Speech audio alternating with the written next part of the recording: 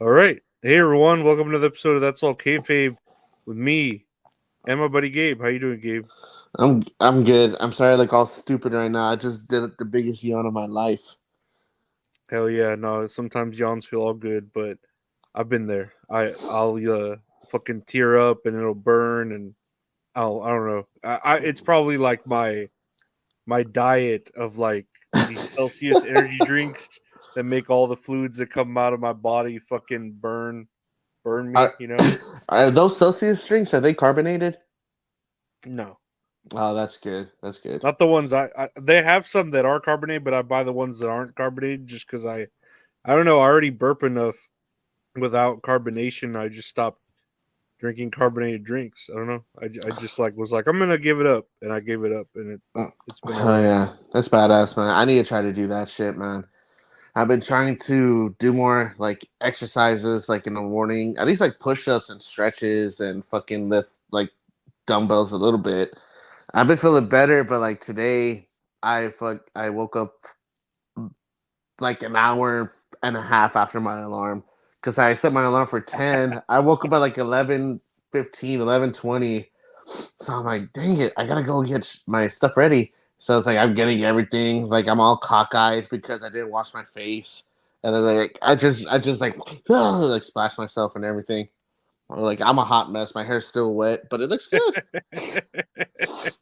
I was It's the been exact same way. I got up at man, I don't know 10. I got up at 10 and made myself like breakfast, and then I finished eating at like 10:40, and I'm like, I'm gonna sleep for a little bit longer. I slept till like 11:15. I was like, all right, I gotta get up and get ready because make sure everything's good. And I had everything ready from the night before, but just any add-on, bullshit, stuff like that. hmm Just make sure. I know. I felt like such a busy body, man. It's like I just been busy with like work and stuff at home. I feel like my no days off, baby. But it's like fucking my eyes are all crusted. Money never sleeps. No, I know the feeling. No, I've been dealing with work and probably see Doctor Tuesday because Mhm. I don't know if I told you. I feel like I might have schizophrenia. Oh no, really? Yeah. Like I was looking up because like my anxiety and stuff like that, hmm and my doctor's been treating me for that. And then I looked up. I don't know. I saw some article about a pill about schizophrenia that it's like the newest breakthrough pill in like the last 20 years. And I was all, well, what is schizophrenia? And I look up the symptoms, and I'm like, I'm pretty sure this is me. Like, like, I don't know. And then I know like my family has like indications or whatever of schizophrenia, like my mom and my great grandmother. So I feel like I hmm might have it. So like I'm gonna tell my doctor, hey, you think we could like try this out? Is schizophrenia, is that like a hereditary thing too?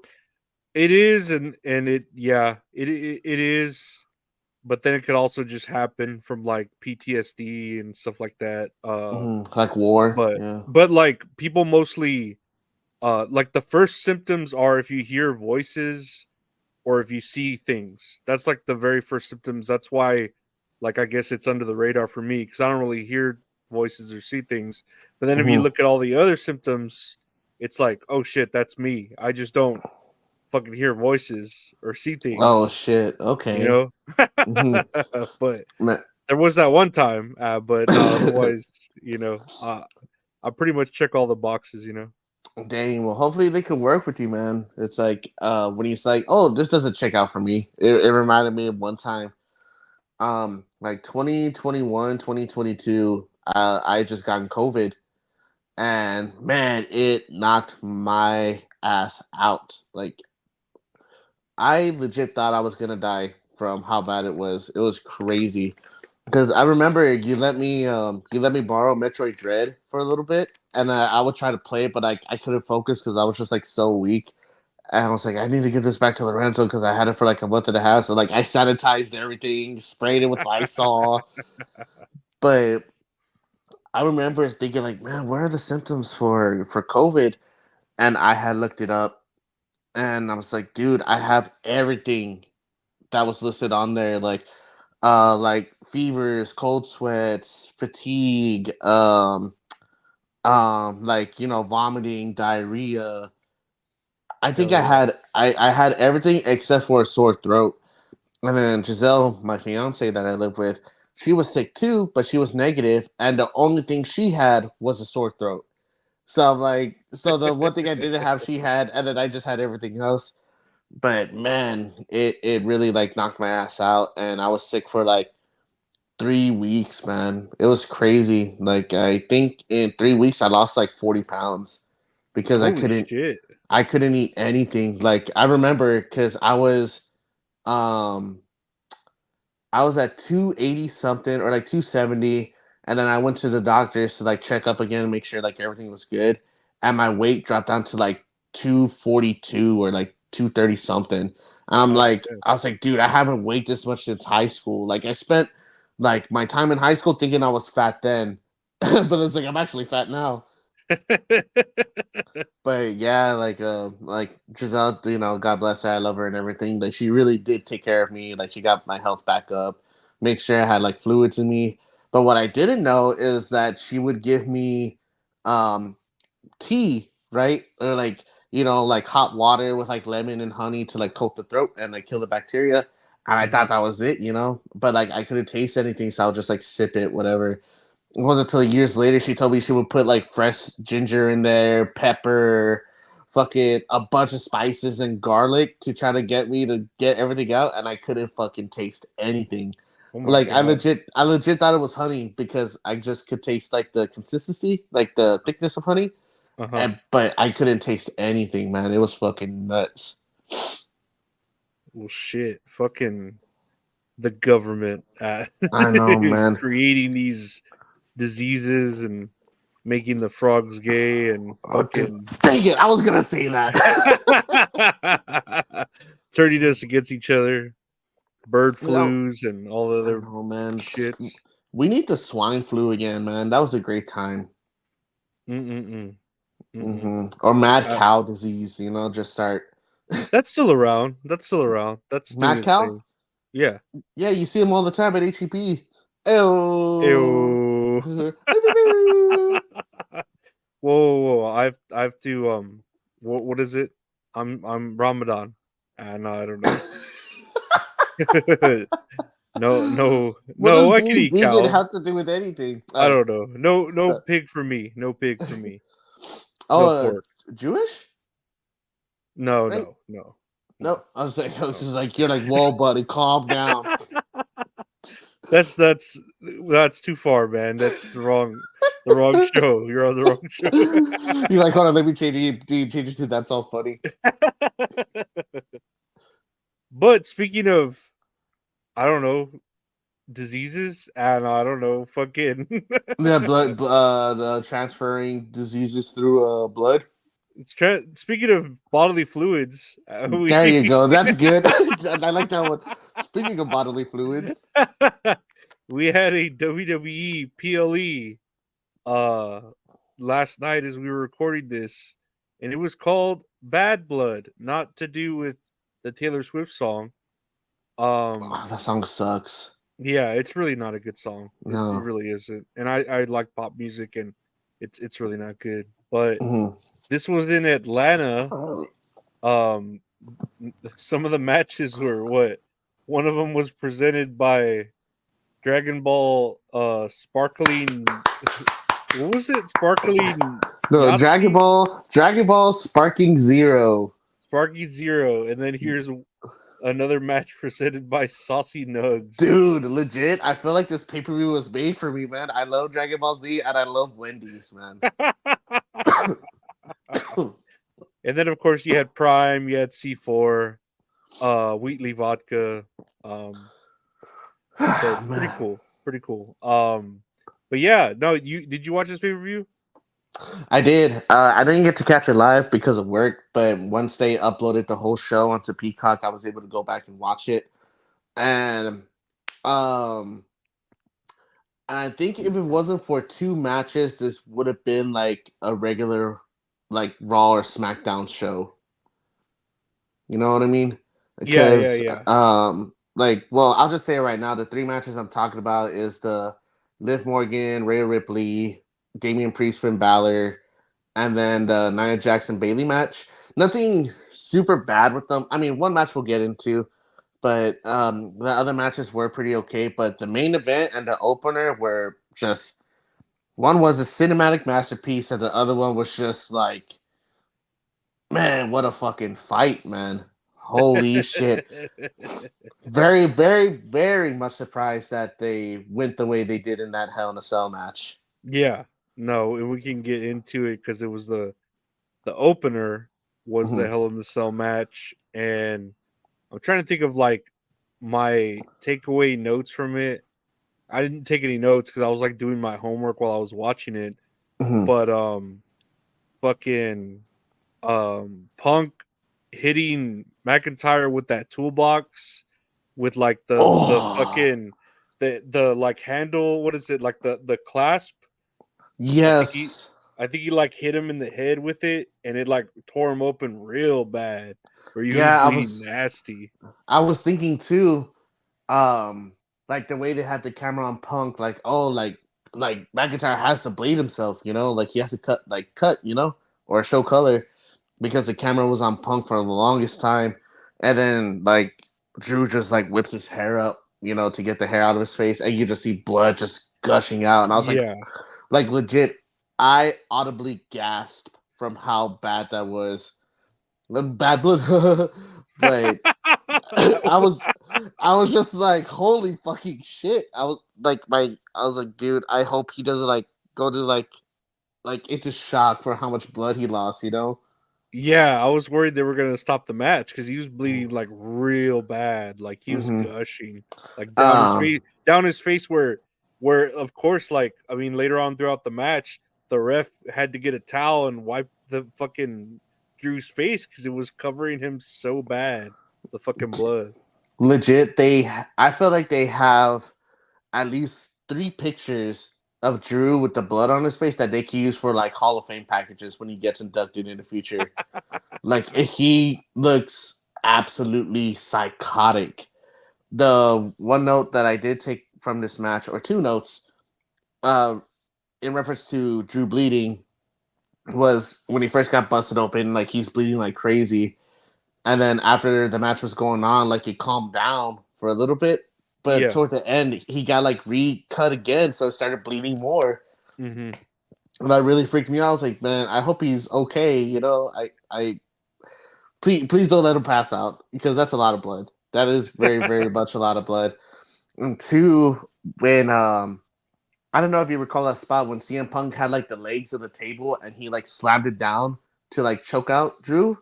There was like that one part that was sticking out, and I feel like he was inches away from missing from his eye, and like that could have really fucked him up.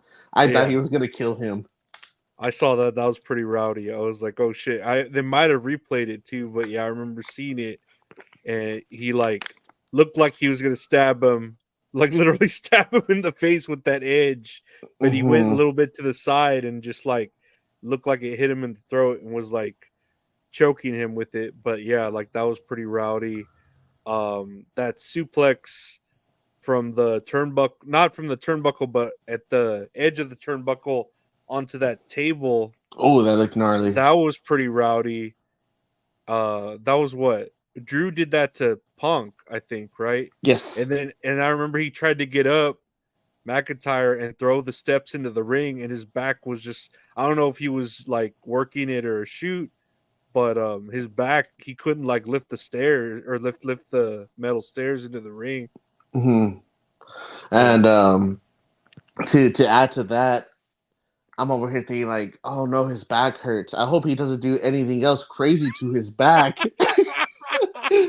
And then toward the end of the match, like he's trying to go for a Claymore, and CM Punk's at the corner, but like he's using help from the steel steps to get up because the steel steps are placed right there.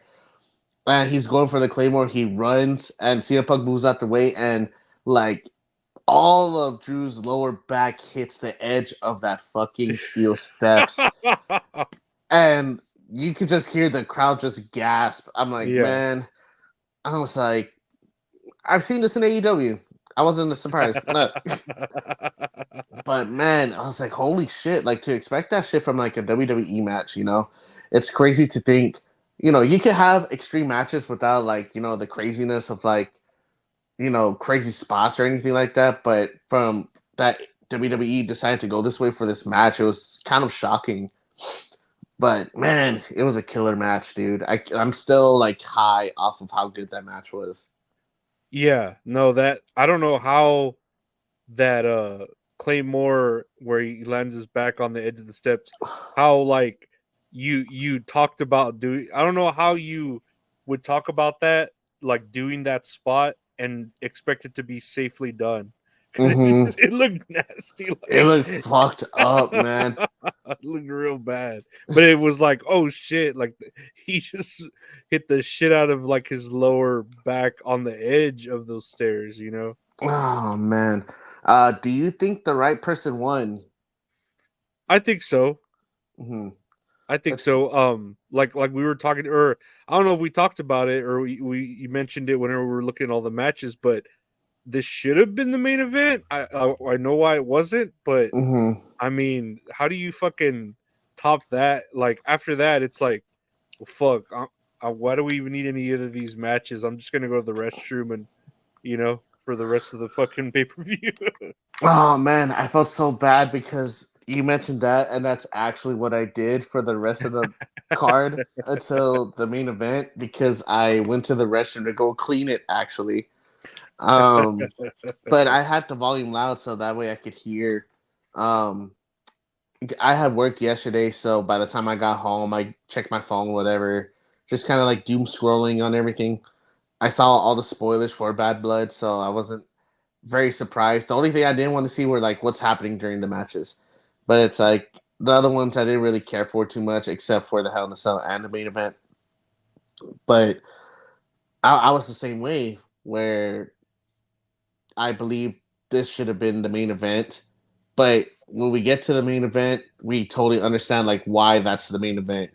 Yeah. Yeah. I could still argue that it still should have been the main event, Oh even man. even with how epic, like, or supposedly epic the ending of the main event is.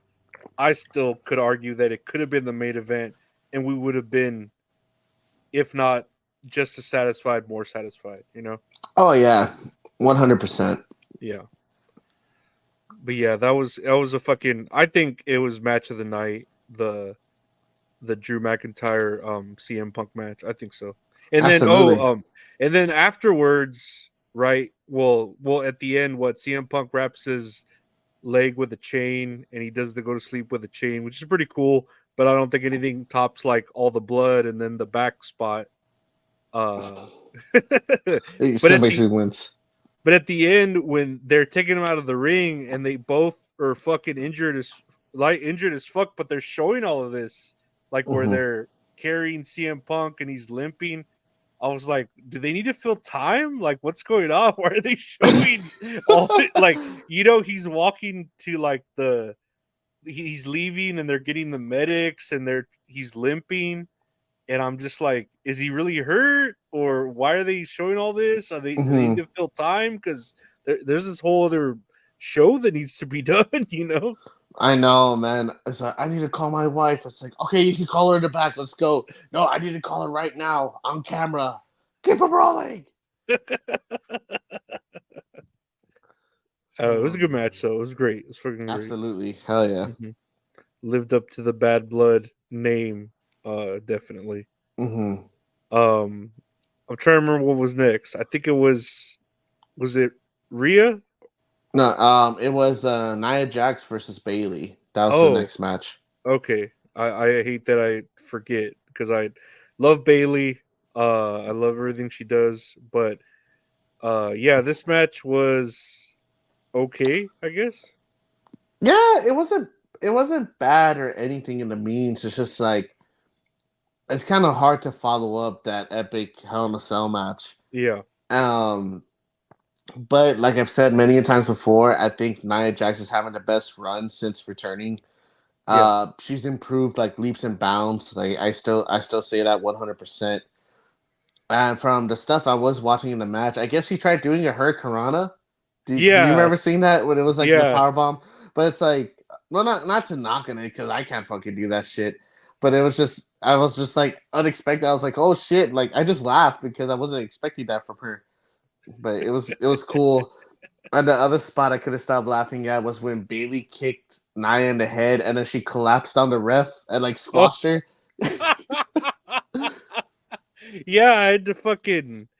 I think I was on my computer doing homework when that happened, and I had to see the replay, and I was like, "What?" It was so fucking weird, like just falling on this ref and fucking. I just imagined she fell on the ref's stomach, and it was a woman, so I just imagined she like squished her like ovaries.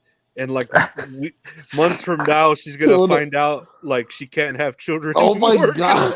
Nia Jax fucking squished up because she was like to the side, like, oh, my stomach, oh, and then it's like bad blood, So this is such a bad blood. I'd be like, hey, she said it. Hey, look. Yeah, that's the name of the pay-per-view. I mean the PLE. And then toward the end of the match, Tiffany Stratton came out. Best part of the match. Dude, yes, 100%, absolutely. I'm sorry, I love Bailey.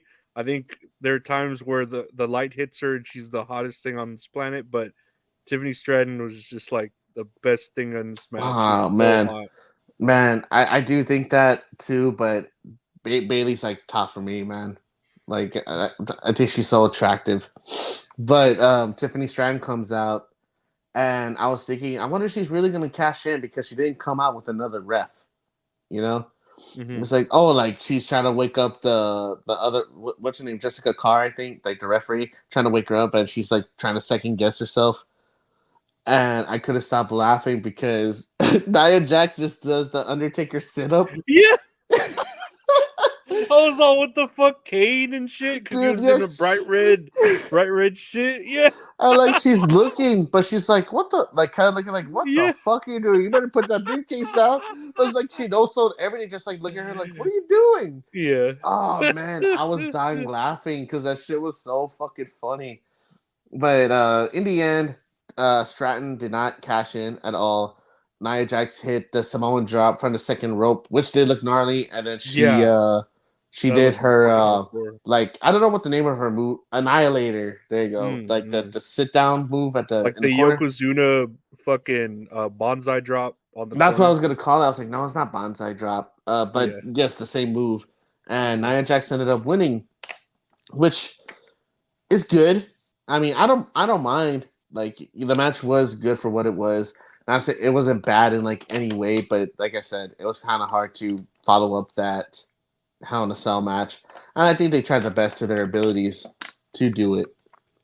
Yeah, no, it was decent. I think the best part of it was seeing Tiffany Stratton, because she's just fucking hot as fuck. Yeah, and like you said, and I agree. Nia Jax is like doing some of her best work. Like she's doing great now. Like I don't know what it is. If she's lost a few pounds, got a few like spry, and trained a little more, but she's like a lot better than I recall her being in matches previously. Yes. Next, was it Triple H's announcement next, or was it another match? Yeah, I don't remember. I want to say it was. I want to say it was another match. I want to say it was Damian Priest and Finn Balor. That sounds about right. Yeah, this match I missed. Well, before it, I know there was Xavier Woods talking about the new Dragon Ball Z game. Oh, you're right. Yes, he was talking. Yes, he was talking about the Dragon Ball Z game, Sparking Zero, and he showed the car. I want that car. But right after, like, oh, our next match is sponsored by Dragon Ball Z, Sparking Zero, and that match was for the Finn Balor Damian Priest match because it was specifically sponsored for that match. And interesting match for that to sponsor. I don't know. Man, they don't have to sponsor that shit, dude. I'm gonna buy that right away. It's like whenever it comes out. I don't know if it's out already, but I'm gonna scoop that shit up. I don't think But it's out yet because I remember like specifically it's saying, and I've argued to myself about this, where now the whole gimmick of, oh, if you pre-order the special edition, you could play the game 3 days early, and I'm like, that's what game companies are like resorting to now with these special editions, is like you get early access. You know what I mean? And um, I hate that shit. It's like, I don't know.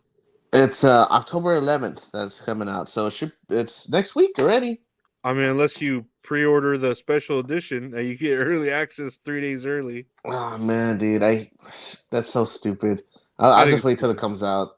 Yeah, 3 days. Like you, typically, I think we're both the kind of guys that'll buy a game and it'll sit on our shelves forever, and then we'll finally like play it.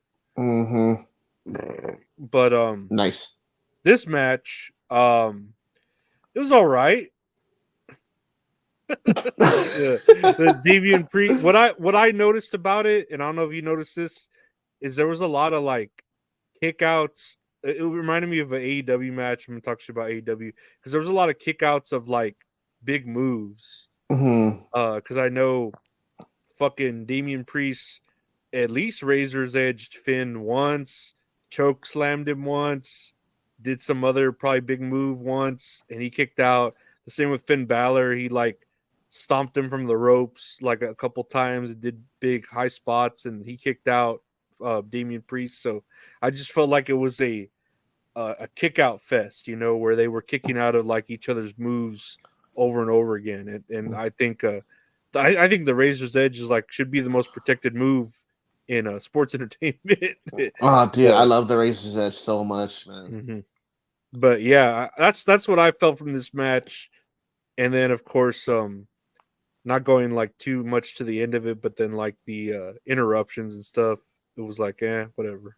It just felt like a regular Raw match because the Judgment Day has been doing that every match, you know?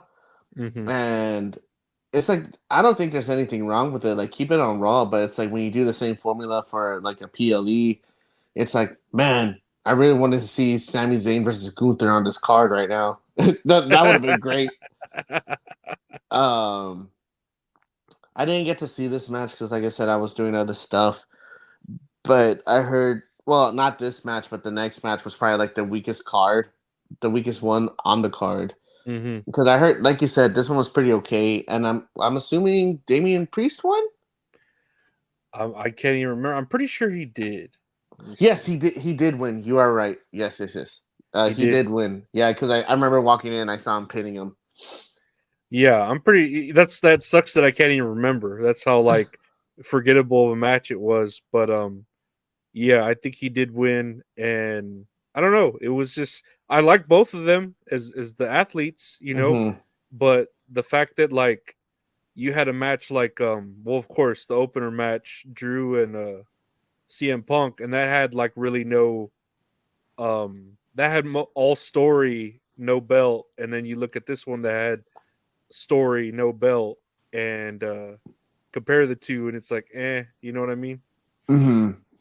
Yeah, and I don't know if it bugs you, but I understand Finn is, tag team champion with JD McDonough. It's like, man, I wish they would have put the belts on the line because they've been champions for a long time now. I think they only defended the championships once ever since they won the belts, and I think that was against New Day. I want to say, but man, they should put that shit up more often. That- That's just my gripe with it. yeah, no, I agree with you, and this is again, not the weakest match though. And then after this, was it the announcement? Then the Triple I'm, H had the announcement. I want to say yes. Okay, I think I have here here we go. So Triple H came out and he announced the introduction of the Crown Jewel Championship, an annual event that will see the world champion versus the WWE champion for both men and women. The winners will be crowned the Crown Jewel champion, and this is, I guess, for the next PLE, right? That's coming up is Crown Jewel, It's gonna be in Saudi Arabia. and the first thing I thought of was cool, another belt. That's something that I said the same shit. I was like, oh, cool. Good for everybody, I guess. But the best part of this, I think, was when Gunther came out. Did you see that? Oh yes, Gunther came out like trying to promote the event, like he's the best champion that there was. Um, and then he starts talking mess to Goldberg because Goldberg was in the crowd. So like throughout the whole pay per view, for audio listeners and whoever's watching, if y'all didn't catch this PLE, there was a bunch of like Hall of Famers, older Mm-hmm. superstars in the Mm-hmm. crowd, and a bunch of like hip hop artists as well. Like I think I saw like Scott Steiner, Mickey James, Arn Anderson, Lillian Lillian Garcia, Garcia. Booker T, Jacqueline, and they also showed some hip hop artists like Metro Boomin. You know, he was obviously like on the main card. The Baby was there. Killer Mike was there as well. I want to say some other people were there too. I just can't remember. But what I was very surprised is that Goldberg was in the crowd the whole time. Like it wasn't that shit like, oh, like save this seat for him, and then after the segment he takes off. Because when Gunther comes out, he starts talking shit to Goldberg, and he's like, "Do you remember a few weeks ago when I said that you're my favorite performer?" He's like, "That's actually not true," and the whole crowd, ooh. He's like, let's be honest though. Why is one of my favorite wrestlers of all time going to be a one trick pony like you? I was like, oh shit. He's like, you want to have a match? Come on. He's like, I got 3 minutes. And he then was like, "What did he say? Your son is with you. I hope you're a better father than you are a wrestler." Or some yes, shit like I hope your father. I hope Goldberg is a better father than he is a professional wrestler. And then, do you think this is going to lead to anything, or do you think it was just dude, for like shits and giggles? dude. That's what came to my mind was like, dude, if they give Saudi money to Goldberg, I could see him having a Saudi match against Gunther for the right amount of money. And I'm like, and half of me is like, please God, no. Because fucking he's going to concuss himself right before he even gets to the ring, hitting the locker door. It's like I want if they do fight, knock on wood, that it doesn't happen. I want it to be a 15-minute spectacle where Goldberg is just getting chopped Goldberg is getting chopped by Gunther multiple times, and Goldberg is just gassed out. I think it'd be one of the funniest things ever. But I don't think they're gonna go that way because the reason why they presented this belt was that I think they said it was gonna be an annual thing. That it's gonna be champion versus champion, but they're not fighting for their championships. They're fighting for the Crown Jewel Championship. And they're going to do the same thing with the women's championship. So with this being, excuse me, so with this being the next PLE right now, as we're recording on Sunday, October 6th, it's supposed to be Cody versus Gunther. Not unless Gunther loses the belt to Sammy on Raw tomorrow night because they're having their championship match tomorrow. But I don't think Sammy's going to win it. So I'm thinking it's going to be Gunther versus Cody. And then from the looks of it, it's going to be Nia Jax versus Liv Morgan? From what it is? Ooh, spoilers. Sorry, my bad. But from where it stands now. Uh-huh. And they're going to be fighting for this championship, which is like, I guess it's cool to do this like a Survivor Series thing where it's like, oh, champions versus champions at Crown Jewel, since Survivor Series now is just dedicated to war games for the most part. I guess, another belt. It looks kind of weird. I don't know what to think of it. Like, I can't even read it. I mean, that's what I thought was like another belt, but that's Saudi money. Like, you can't fucking argue with it. But I don't know, man. I'm thinking, like, I'm predicting that Gunther will face Goldberg, and I don't know. I just feel like that's building up to it. But then I also feel like the best thing to do, and if they pay Goldberg enough money, is for him to get squashed by Gunther, and that would like rowdy build up Gunther, you know. Mm-hmm. I hope that doesn't happen because I think that they're gonna go with Cody versus Gunther, which I am perfectly okay with. That'll tell a good story. You know, Gunther's fucking awesome. Ah, man. But do you think WWE is at that point where they have to give Goldberg money or like he has like a contract to have like another match? Because I don't think it's like that anymore. 'Cause I know Vince would do something like that to bring in old names for like out of country pay per views when he was still running shit, you know? Yeah. I But feel like if the Saudi Arabians demand it and they pay like out of their own pocket, mhm, WWE will fucking do it just because it's a one off. It's like in its own little bubble, not really canon to the events of other stuff, you know? I guess we just got wait and see, man. But Yeah. if it's about being defended every year, I mean, that's fine with me. Like you don't have to wear it all the time. That'd be kind of dumb. Yeah, but it just reminds me, like I said, there's so many belts. It reminds me of like the Owen Hart Cup from fucking AEW, you know? It's like, okay, another belt, I guess. Like, Hmm. okay, sure, you know, and we'll talk about other belts too, but that was that announcement from Triple H. And then he announced, I don't know if he announced the gate or the attendance. He probably did. And said Hmm. they were sold out and this is their 60th sold out crowd in a row or some shit. Yeah, something like that. They're doing big numbers, man. It's Yeah. insane. They're just saying he's just saying stats to fuck with PWI and all the fucking Right. wrestling magazines that have to announce the gate in the ticket sales and shit now. Like I don't know if you heard during the Hell in a Cell match when they were fighting Michael Cole. Michael Cole says, "This is not going to be a 5-star wrestling match, people." It's like, like it's weird mentioning like star ratings, man. I guess he's doing that to like fuck with everybody. That's all everyone cares about though now. Like I don't know, it's fucking it's sickening, but it's like Twitter, you know. And I bet you like Twitter saying that the Hell in a Cell match was like match of the year, feud of the year, everything. I bet I you hope so. Meltzer's gonna fuck around and be like, "Oh, this is 4.75 stars. It was almost a perfect match. Too much Yeah. blood for me. Not my tempo. No. Not my cup of tea. Not my cup of tea. But things change. Things change. Thoughts change. Well, after that announcement, we had what I think we might agree is the weakest match of the night.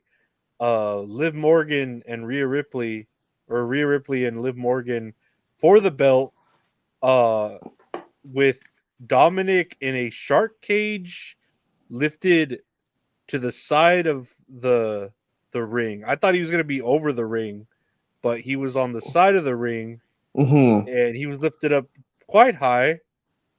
And yeah, they fought in a match. Um, what did you watch this match? I saw parts of it, but my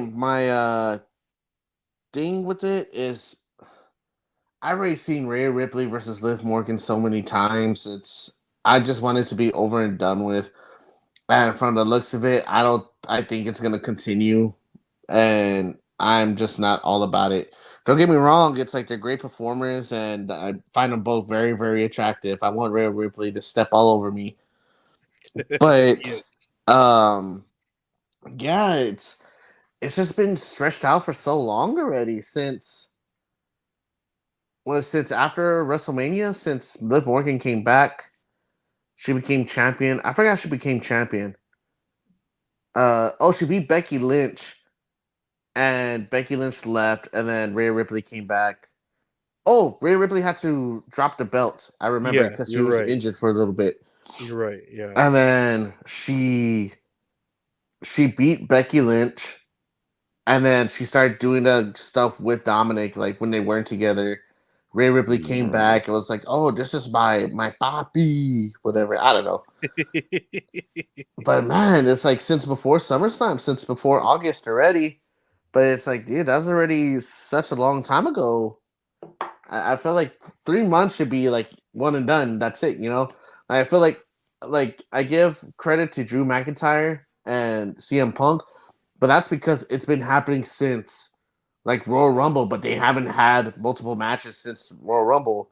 Like Mm-hmm. they've only fought each other 3 times, and that's it. But I feel like with Rhea Ripley and Liv Morgan, we've seen it a bunch of times already. Yeah, but what did you think of this match?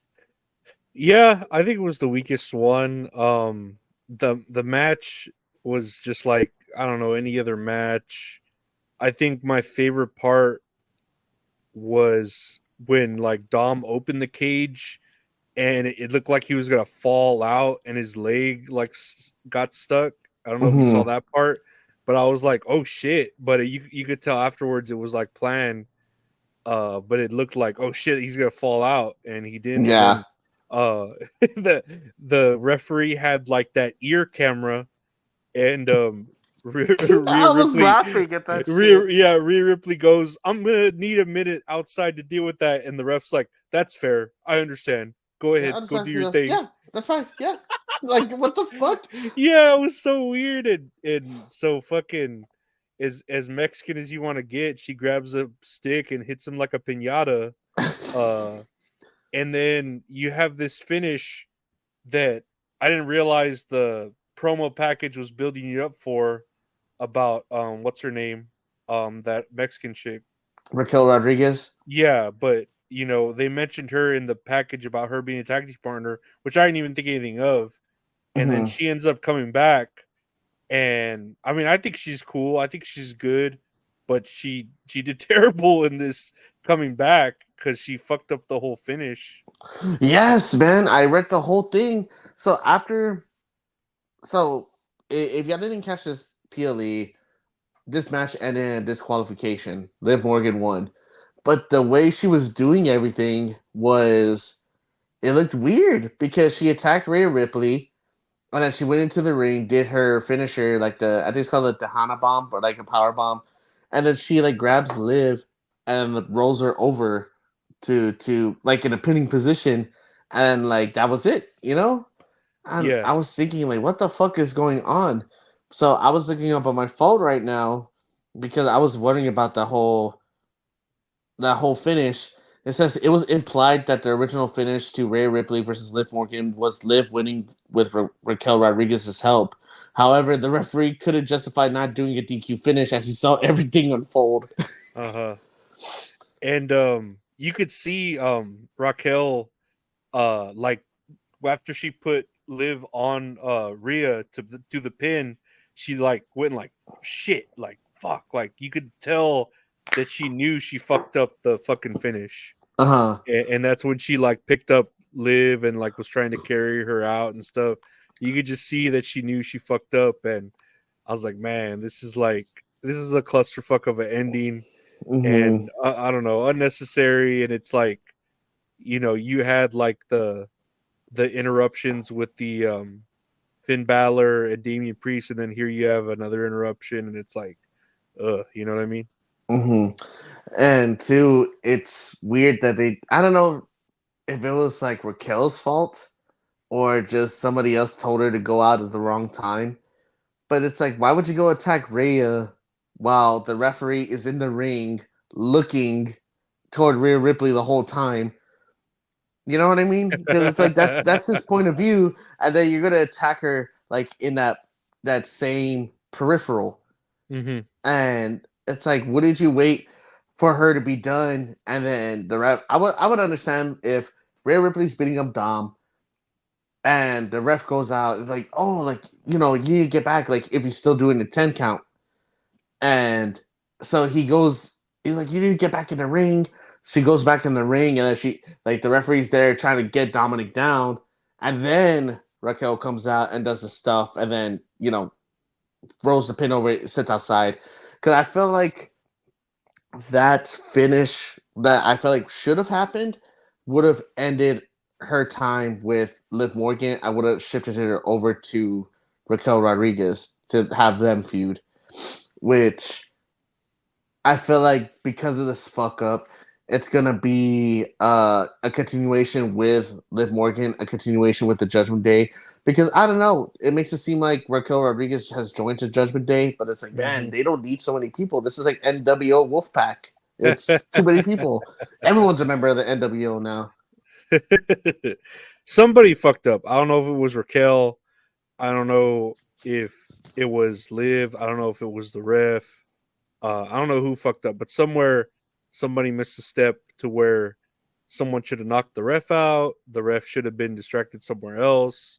Something to where she was like, "Fuck, I fucked this up," and then she like did that DQ and still put Liv on her body to pin, so it Oh, looks even man. more dumb, you know. So it's like, fuck, I couldn't even like.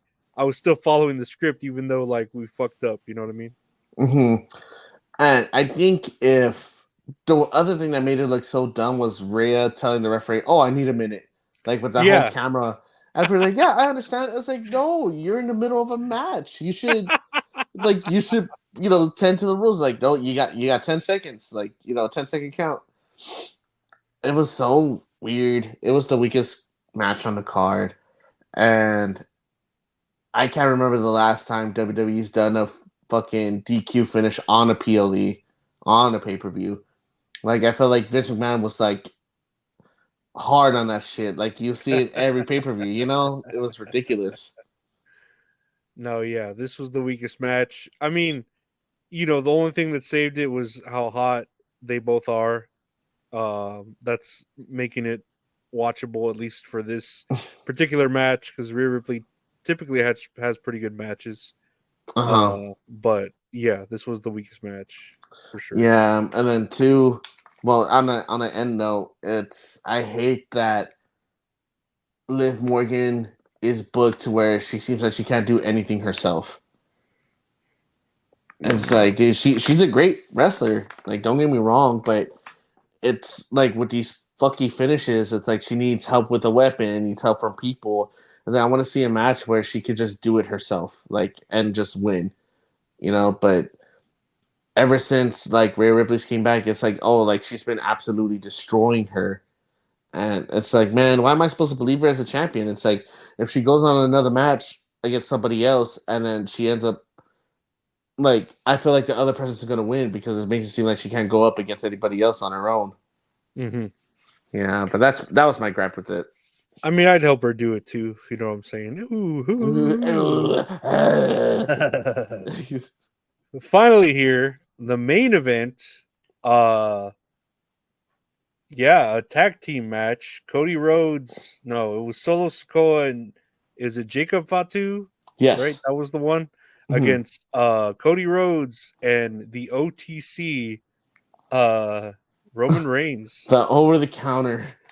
The OTC. I noticed that the fucking entrance for Solo Sikoa and Jacob Fatu was like regular entrance, and then you had this long ass entrance for oh my god. with the marching band and everything for fucking Cody, and then the long ass entrance for Roman Reigns with a symphony orchestra and shit. Man, that shit was so long. I remember I was talking to my friend while it was happening, and he was like, "What's happening now?" I was like, "Roman Reigns is coming out, so I think I got like another 30 minutes before the match starts." Dude, there were some long ass entrances, and I couldn't even really. I don't think you could even hear Roman Reigns like the orchestra playing over his like in-house music. I don't think you could. I miss this other thing, man. I hate this Def Rebel shit. I hate Def Rebel, man. Because I can't tell when it's like the interlude at the beginning is so long before like the beat kicks in.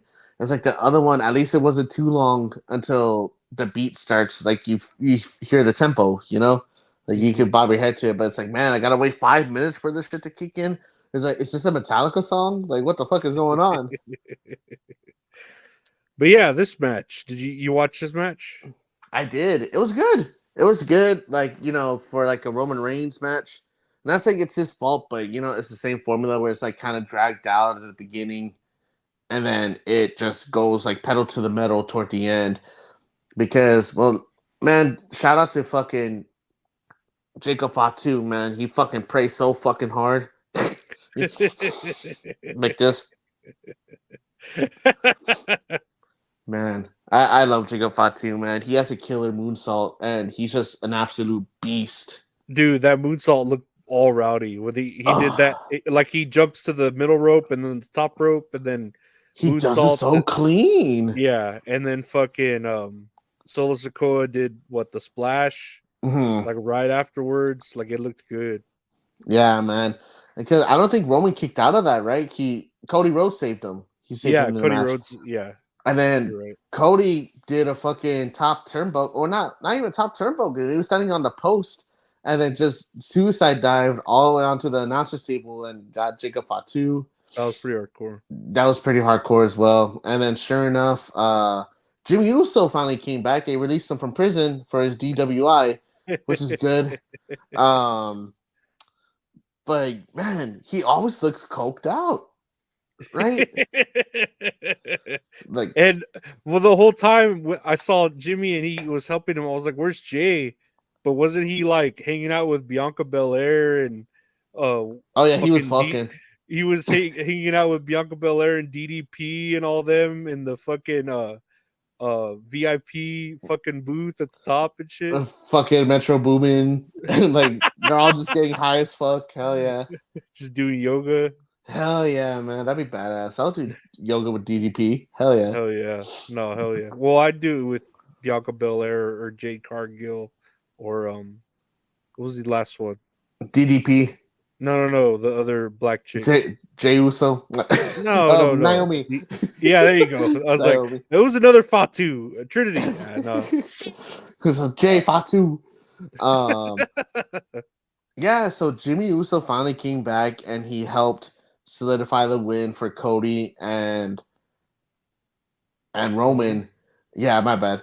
And man, it was such a huge pop for Jimmy, man. That crowd was hot. Mm-hmm. And then him and Roman, like they hugged each other, and like the crowd just went absolutely crazy too. They gave me goosebumps. They finally won the match, and then they're about to walk out, Jimmy and Roman. But then the new bloodline attacks Cody, and then Jimmy's like, "Hey, Moose, like we gotta go get a Moose." I don't know what he says, but then Roman Reigns and Jimmy go back and they save Cody. So then they're in the ring, and lo and behold, the reason why this was the main event because it was dedicated to the fucking final boss. The Rock reappears. I love his music. That music's fucking badass. Dude, that was like they added it. That was his 2003 theme, like the Hollywood Rock. Mm-hmm. Yeah. Man, Yeah, I like just like that little hi hat. Like you just hear it. Man, it's so fucking good. Just there. Him and his nasty ass goosebumps that are like fucking textured in 8K. Like, please stop that. Little coconut goosebumps, all furry and shit. Dude, the one thing I couldn't stop fucking laughing at. I was wondering why I was there until after the pay-per-view finished. The Rock is standing there looking at Roman and like he's doing the finger thing. But like you just see in the background, I'm trying to see if I can do it here. You just see someone like recording like this with their hands sticking out from the back. And I was like, who the fuck is recording? But it turned out someone had the Rock's phone and he Instagram lived it like his entrance. And man, that crowd fucking popped big for it, man. Mm-hmm. It was incredible. And I'm wondering, it's like two reasons why I knew this was a main event. One, because this was a hometown coming for Cody Rhodes because he's also from Atlanta, Georgia. And two, obviously, Jimmy Uso. Oh yeah, The Rock was there too. I forgot. But what did you think of this main event? I mean, the main event was all right. I understand why it was the main event, but I still, like we were saying earlier, can argue that the CM Punk Hell in the Cell match with Drew McIntyre should have been the main event. Mm-hmm. But I understand why. Otherwise, I thought the match was okay. It was good, you know, but it's very bloodline like where there's just always someone interrupting, someone coming out, and I don't know. There's always shenanigans, you know, but whatever. Yeah, It is what it is, man. I'm trying to think of something else that happened, but no, the pay-per-view cut it off with The Rock showing up, and I don't know if there's going to be implications of him versus Roman Reigns or him versus Cody. Um, who knows? Like he's probably going to show up on Monday or Friday and like start talking about it, which I think it'll probably be on Friday because Cody's on SmackDown, correct? I Because have no Gunther's on idea. Raw. Okay, yeah, that makes sense. Yeah. Okay. Um.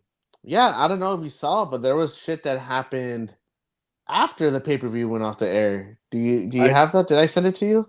I have a little bit. So here's some footage of The Rock. Hero, one of The Rock's heroes. The Rock's hero, one of The Rock's heroes right there. Hard times. I love you. I hate your son. And some booty pebbles. The Rock's hero. So I know we had a 5-minute video, and I didn't get all 5 minutes of it here, but of The Rock just like going through the whole leaving and just like talking to everyone and everything. Here's a video there too. The final, God damn, that's good shit. Good. The final, God damn, that's good shit. So man. He just like was going around for 5 minutes, just exiting, and that too. He had that belt, that fucking Brahma Bull or whatever, the fucking the People's Championship. So there's a whole nother belt there, and yeah, he was delivering like this 5-minute long promo while he was just walking out. But we had that, and then we had a Kevin Owens, right? Yes. Where Kevin Owens and Cody Rhodes were in the back, I guess, arguing or talking. We'll watch the video. Oh! Hey!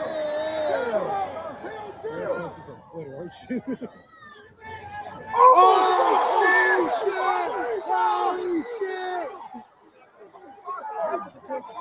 What? Oh, fuck! Kevin, no! Kevin! Calm down! Kevin, what the fuck are you doing? You can't do that! Kevin! Bye, brother! So, yeah. That happened after the show where people were just filming it. So weekly, so good I drink it neatly. Man, that's a terrible angle, though. He looks so fat there, Kevin Owens. What the fuck? Man, dude, I can't say anything. I'm all up on one too. I mean, I can't either, but I do. It's fucking funny. But yeah, I don't know. What do you think this is leading to? I don't know. It's weird because I know they're building up this story about Kevin Owens, like hinting at a heel turn or like turning on Cody for like the longest time, and he wants to be cool with it. But I think they're gonna say something like the tipping point was him aligning himself with Roman Reigns again. It's like why are you aligning yourself with Roman Reigns if he was the reason like for the past few years like he was giving you trouble. And it sucks for Kevin Owens because I know he's been feuding with the Bloodline for like going on probably 4 years already, which is crazy. And I think he's just fed up with it. The one thing I'm like very shocked at is that they're promoting it from like fans' perspectives. Like there's no other camera view, which is really cool, interesting. And like I never seen it done like this before, where it's like, oh, they have to do shit, in front of people. It's like, oh, like someone's gonna record this anyway. Mm-hmm. No, it's interesting to have it like that. And you could even have, I mean, maybe the fan they have recording is like someone, what's it called? Employed by WWE. So they made sure someone was filming, but it was from an angle of a fan's perspective. So that's pretty cool just to make sure, but it is interesting that like they would show this like, like a after credits sort of thing in a movie, you know what I mean? Where it's just like, oh shit, this went down. What implications will this have too? Because this had nothing to do with the pay-per-view, Man, it's very interesting. I wonder what's gonna happen with Kevin Owens. I'm assuming that they're trying to. Well, obviously it's a heel turn because he beat the biggest baby face of all time. But I wonder what's gonna happen between him and Sammy because I know like him and Sammy they were kind of bumping heads for a little bit too, and I feel like it's gonna be to where Kevin Owens just blown over the top with everybody aligning themselves back with the bloodline. I feel like I know a lot of speculation was that it was going to be the original bloodline versus the new bloodline at War Games. I don't know if they're still trying to do that, but they're saying, "Oh, who could be the other like fourth person?" Like I don't know who the other fourth person could be. So I'm imagining like Solo, Jacob Fatu, Tamatanga, Tangaloa. I think it's just them four versus Roman Reigns, Jimmy and Jay, and maybe Sami Zayn because the original Uso. I And think they'll sign. There's got to be another Samoan out there in the fucking indies. I think so too, but I feel like me personally, I feel like this makes the most sense to have Sami Zayn because they consider him like an honorary Uso, Yeah, and they're gonna go back to that, and I feel like it's gonna lead to something amongst Sami Zayn and Kevin Owens again, like in the future, which I'm all about because they have fucking badass matches. They have great matches, so I'm kind of excited to see where that goes. well, that was that was Bad Blood 2024. What do you give it out of the stars? I guess. I give it 8 toolboxes out of 10 because solely just on the opener and the ending, like, and like The Rock showing up, Jimmy showing up, the amount of blood there was, how violent it was. Well, maybe like a 7 because the majority of the other card was just kind of mid at least to between mid and good for me personally. What about you? Yeah, I'd say like a 7 saucy nuggets, 7 out of 10 saucy nuggets. Man, dude, I want some fucking nuggets already, dude. I'm telling you, this pay per view was meant for me. Like, I needed to buy Sparking Zero and get myself some saucy nugs, rub it all over myself like that. Dude, I don't even know if I would need like because their sweet and sour sauce from there is good, and their barbecue sauce is good from there. Oh, dude, you should try them. It's fucking good. It's really, really good. I'm not sure which I would need both. You know what I mean? Uh huh. I like both of them equally. Their sauces from there. Yeah. Hell yeah. But yeah, like seven nugs because Mm-hmm. like I said that opening match like was fucking everything. It was a great match. Hell yeah.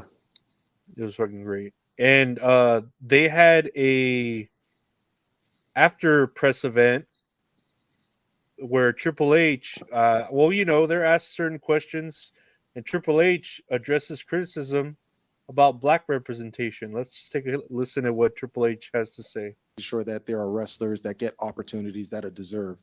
I see everybody gets the opportunity. Like if I don't see the difference in anybody, I don't see the color, I don't see the nationality, I don't see any of it. I just see talent. I don't see the difference between men and women. I see talent.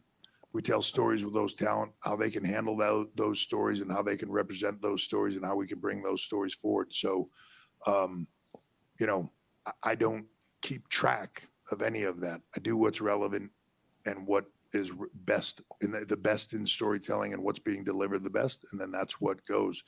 No different than, the men and the women who main events, whatever the biggest stories are. That's where we go. Next, sure that Okay, do you think he's lying? Now, do you believe Triple H isn't a racist? I don't see color. I only see gold wrapped around my waist and my schnauzer. I only see the ace of spades. The ace of spades.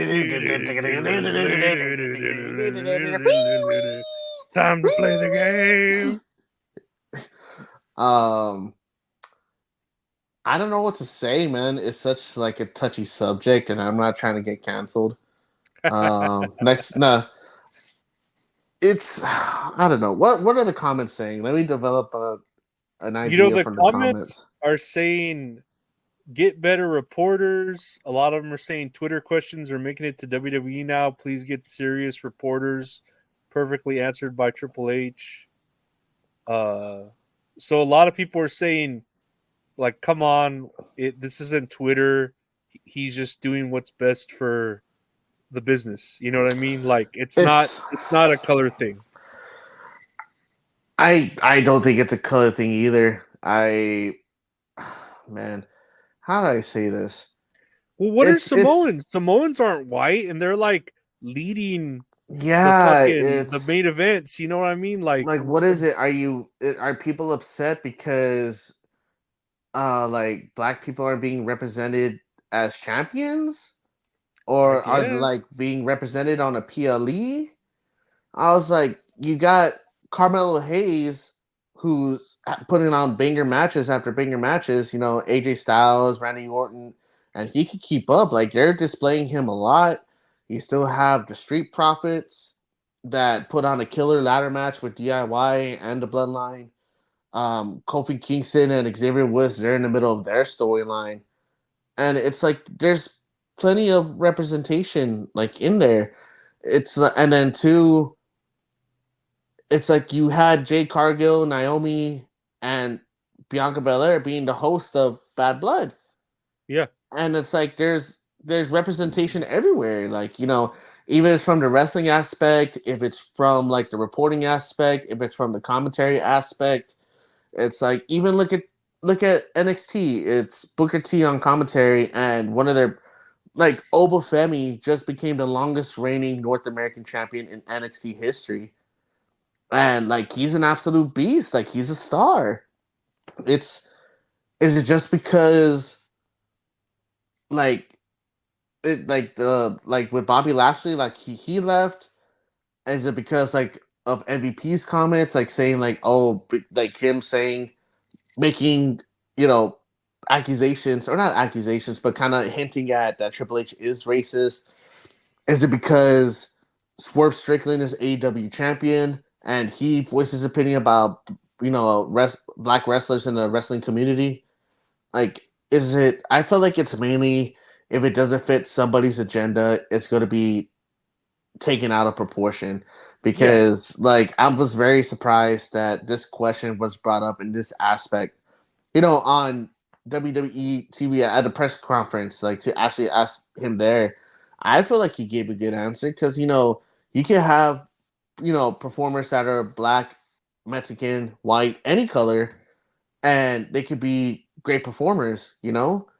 And it's like, this is the most diverse roster like AEW and WWE has been. It's like, you know, you got people who are American, you got people from the black community, you got, you know, I mean, even nationalities, you got Canadian, you got Mexicanos, Australian, German, UK, like legit from like all over the world. And it's ridiculous that if it doesn't fit your agenda, then you're the bad person, you know? And like, I see the shit being brought up a lot, like on Twitter. Like, I see fan accounts talking about this shit on Twitter, and it's kind of ridiculous, you know? Like, just neckbeards talking about it. But I think they just want to say stuff like to stir up the pot and cause controversy. But it's like, shit's being represented everywhere, and it's just because you don't see it doesn't mean it's not there.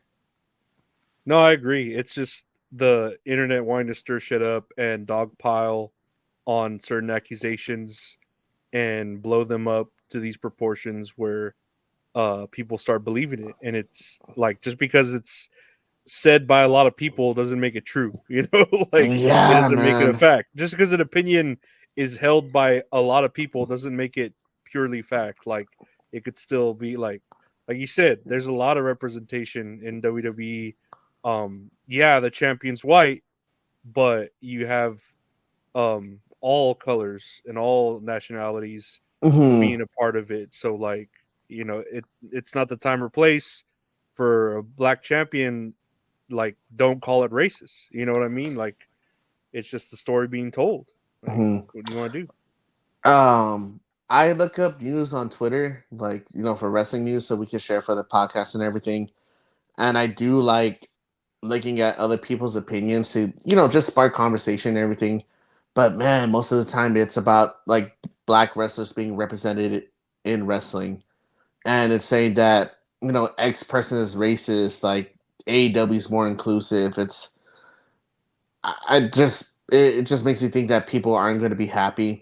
because like no matter what, like because of the internet, someone's always going to be bitching about something.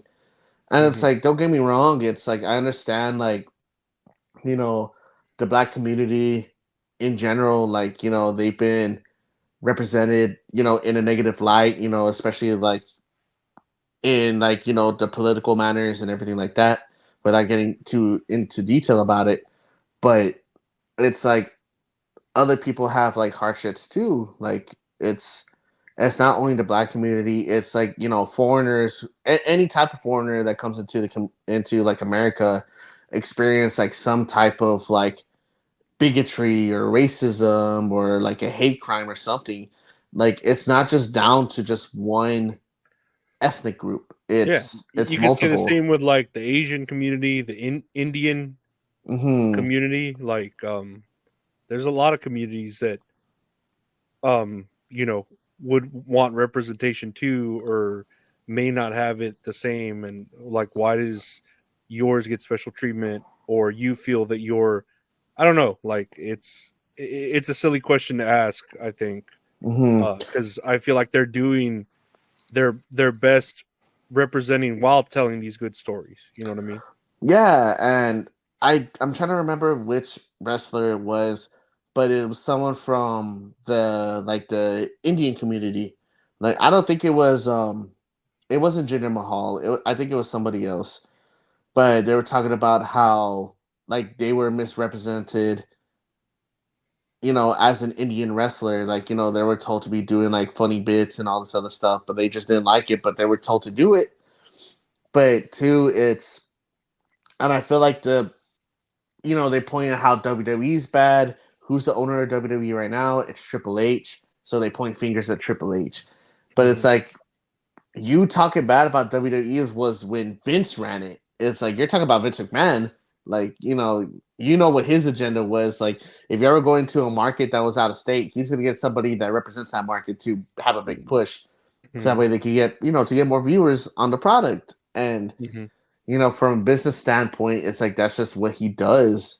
But I don't think it's Triple H because he barely ran it. Well, he's barely been running the company for like what, a year or two already? Yeah, not very long. Yeah, so it's I just think if it doesn't fit your agenda, like somebody's gonna complain about it. Oh yeah, always. There's always going to be Mhm. someone that isn't satisfied with what everyone else is watching. There's always going to be negativity. It's just for clicks, views, or just because they like hating things. I don't know. Yeah, They're man. not It's happy. never, never, never happy, man. Nope. Never. No one's ever satisfied. Fully satisfied. Moving on to the other company, and this is just like a stream of injuries, but from both companies. We'll start with this one. AEW star Killswitch, formerly Luchasaurus, has been hospitalized with pneumonia in both lungs. He was reportedly found collapsed on Friday and was rushed to the hospital with his blood oxygen below 80%.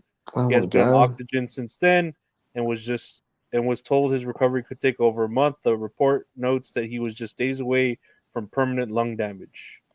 God. I don't know, man. Like dinosaurs, they're just made to. No, they're made. they're not. They're not made to live on this. No, what do you think about Luchasaurus? This is pretty crazy because it's not necessarily a wrestling injury. It's just. It's I like don't know. I don't know, it's a freak thing, because Yeah, I yeah. think I want to say like Bray Wyatt had, that Bray Wyatt had the same type of condition like with his lungs, but then it re-triggered something with his heart, and that's how Bray Wyatt passed away. But it's weird that it's happened again. Let Mm-hmm. me see, pneumonia, infection that inflames the air sacs in one or both lungs, which may fill with fluid. With pneumonia, the air sacs may fill with fluid or pus. The infection can be life-threatening to anyone but particularly to infants, children, and people over 65. Symptoms include cough with phlegm or pus, fever, chills, and difficult breathing. Antibiotics can treat forms of pneumonia. Some forms of pneumonia can be prevented by vaccines. Man, but that's, I hope, you know, I wish for a speedy recovery for Luchasaurus. Like, I hope, he does recover from this, man, because just freak accidents, man. You never know. You never know. No, yeah, that's scary. That's something that like you don't prepare for. You know what I mean? That's Hmm. not like an injury you can. Oh, I know I'm ready to take this bump or broken leg. It'll heal. This is kind of scary. The having both lungs I that have know, man. Ugh, man. pretty scary. We have a injury in WWE. Braun Strowman suffered a torn groin during his match with Bronson Reed on WWE Raw. Was this the one where they broke the ring?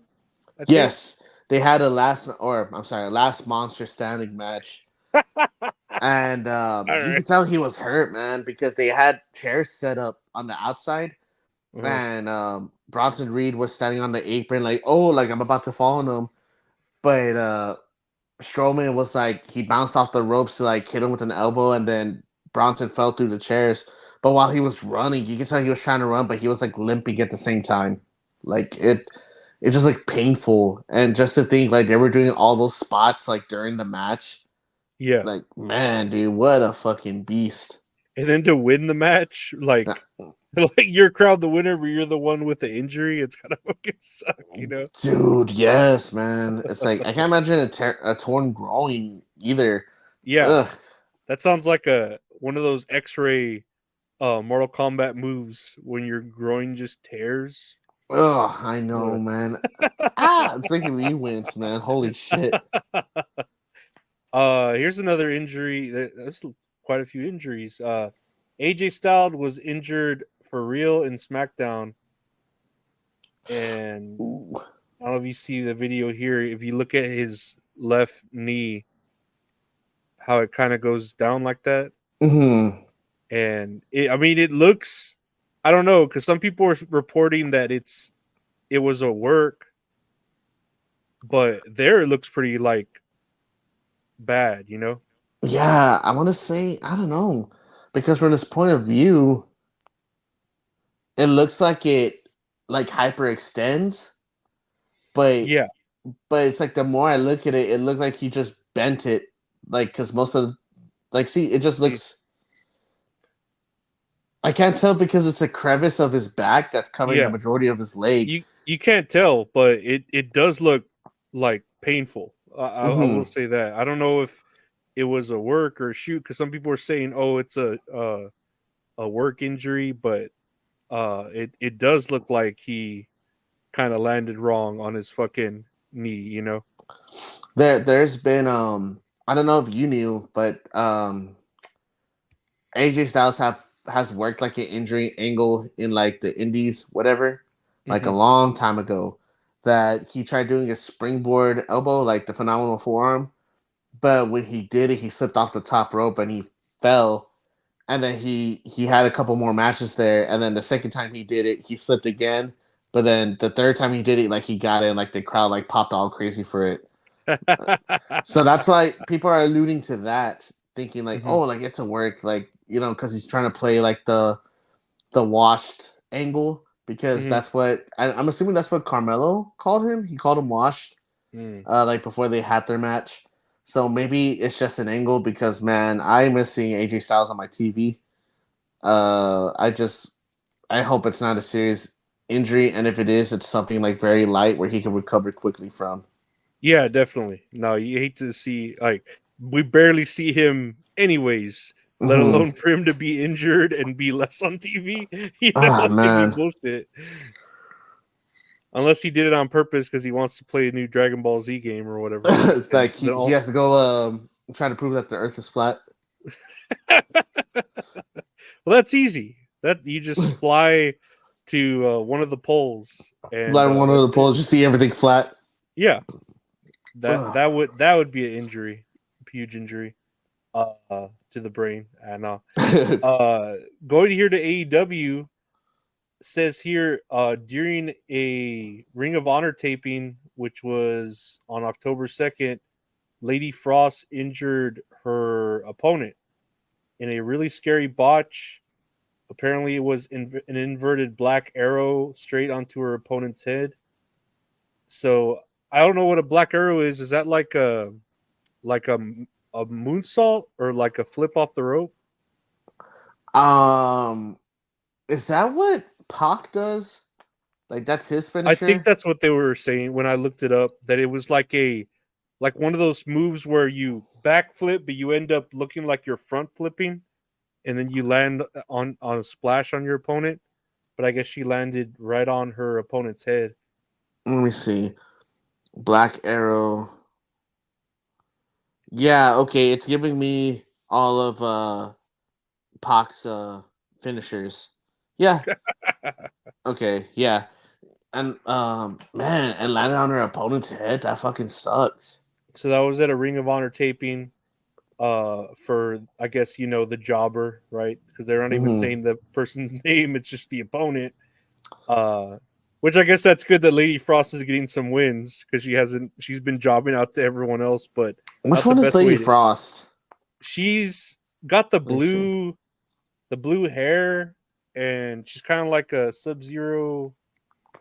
I like her. She's got a good look to her. Oh, okay. I know who that is. Okay. Man. Yeah. I like her as like a wrestler, Mm-hmm.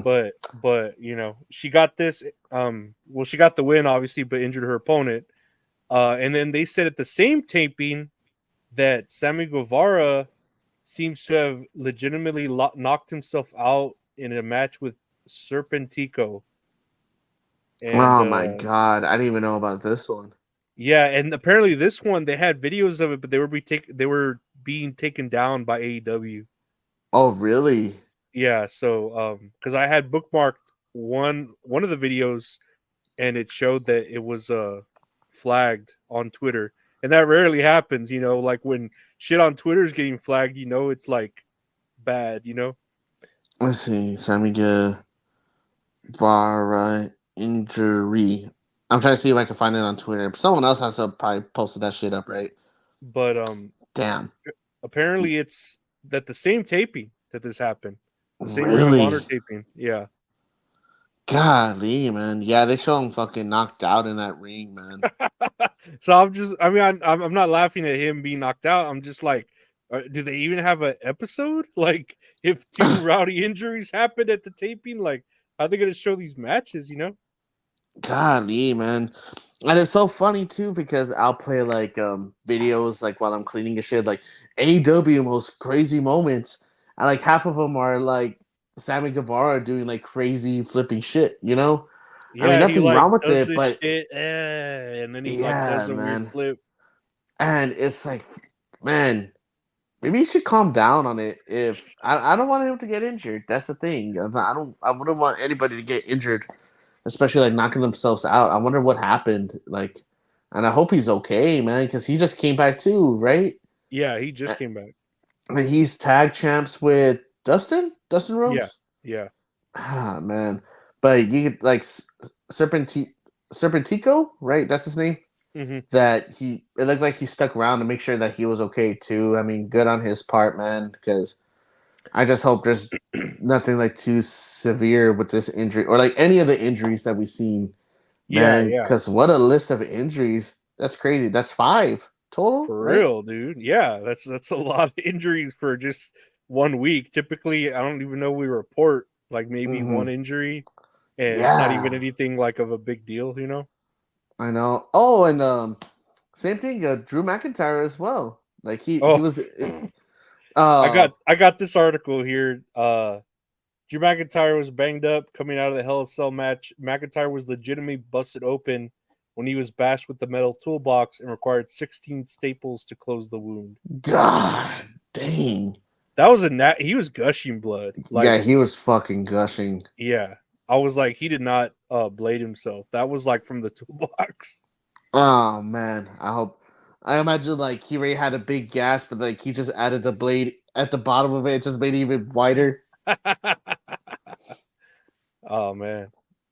Poor. I mean, but that added to the match. At least all the other ones were like injuries. I know, man. This one at least added to it. So here's to all those performers that got injured. Hopefully their recovery process is fast and speedy and painless. Yeah. Man, because that sucks, man. That's too many. Yeah, no, all those people don't deserve. They're all good athletes. Who, I mean, Sammy, he's a crazy dude. Like he kind of like does that shit like on himself. But that doesn't mean he deserves like a fucking concussion, Nah, man, not at all. Nah.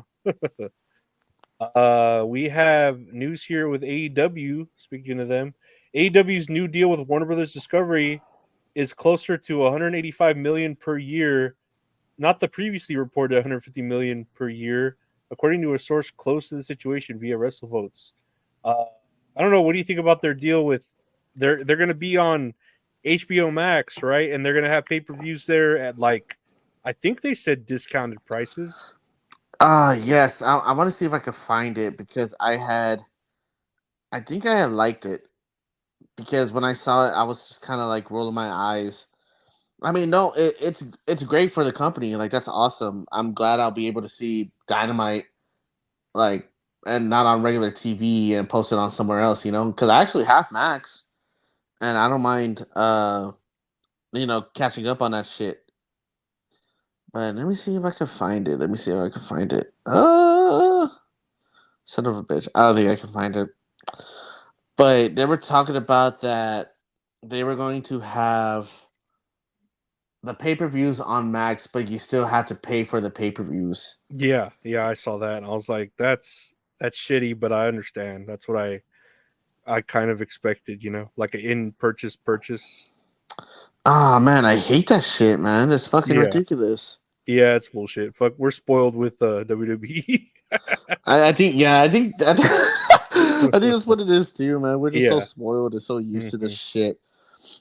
But I mean, that's good for them, man. I'm glad they're able to get like, a good deal out of it. Okay, I found it. AEW has officially signed a new multi-year multimedia rights deal with Warner Bros. Discovery. The deal is valued at upwards of, well, it says 150, but we know it's the 185 million per year when all elements are taken into account. AEW shows Dynamite and Collision will remain on TBS and TNT respectively, and for the first time, AEW programming will stream live on Max simultaneously for US subscribers and will be available to stream on demand starting January 2025. AEW live pay-per-views will be available on Max later in 2025 at a discounted price per event. So if it's, I don't know, I just wish it was included, man. I'm already paying for so many subscription services. Like, it's crazy. I hope it's like rowdy discounted. If they're like $19.99, that'd be fine. Like if they're like $20. Yeah, dude, because I can't be spending $50 every time, man. Mm-hmm. It's like it makes me think of my fucking life choices. It's like, do I want groceries or do I want to see Swerve Strickland get impaled in the face with a needle? It's like, do I want orange juice or Orange Cassidy? Do I want Velveeta cheese or Velveteen dream? No. That's good, man. He's a rapist. We all know that. We all know that. But nah, man, it's great for AEW. It's good for wrestling because it'll give more opportunities for like casual viewers to see wrestling, or even those who aren't fans of wrestling be like, oh, this looks interesting, and they decide to watch an episode instead of it being on cable TV. But man, it's just paying for more. I'm just hoping it's a pretty big discounted price. Like I said, if it's $9.99, fuck yeah. If it's $19.99, I'm cool with it. If it's anything above like $30, I'm like, nah, that's too much. Like for already paying for, I don't pay for Max. I get it with my AT&T. Oh, nice. Still, like it's still like I'm paying for it. You know what I mean? I pay for Max, and I think they charge me a little bit more because I have a share with my mom. And I think I have it shared with Ric Flair's #1 fan, Richard. Oh yeah, Richard Fleer. Richard Fleur. Fleer. LeFleur. Fleur. Yeah, I think I have it shared with both of them. And I need to check my check stub. My check stubs. I need to check my bank statements, man. I need to find out how much I'm paying for all these subscription services. Use our sponsor, Rocket Money, and yeah. Damn, I wish, man. We'll never get to Rocket Money, man. No, I don't think so. Oh, No. man. But go ahead. No, what were you saying? Oh no, I was just gonna say it's great. It's great. Everything's great. It's great. Ah! It's great. It's a great deal. You know what's not great? AEW Rampage set to be canceled. Like the set or the actual show? They're saying it's the show. Oh, really? Let's see. AEW Rampage to be discontinued. All Elite Wrestling Rampage will soon be finished as a series, at least on the Warner Brothers Discovery Networks. It was officially announced on Wednesday. Had agreed to the multi-year deal. The new deal noted that Dynamite would remain on TBS while Collision will air on Saturday nights on TNT.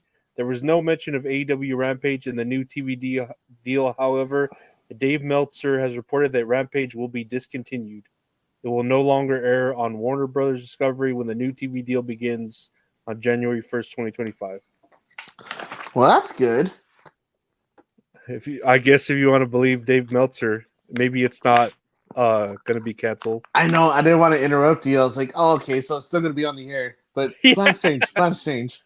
We'll see. I mean, Rampage, how long is Rampage? An hour? It's just like a recording of an hour, right?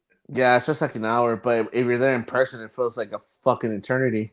Oh yeah, no, I believe it. And I don't know. I feel like with us with the Twitter spoiling things, we already know what happens on Rampage from the people there at the recording. So I could see it being like, let's just get rid of it, or let's add it that hour onto somewhere else, like Collision or something.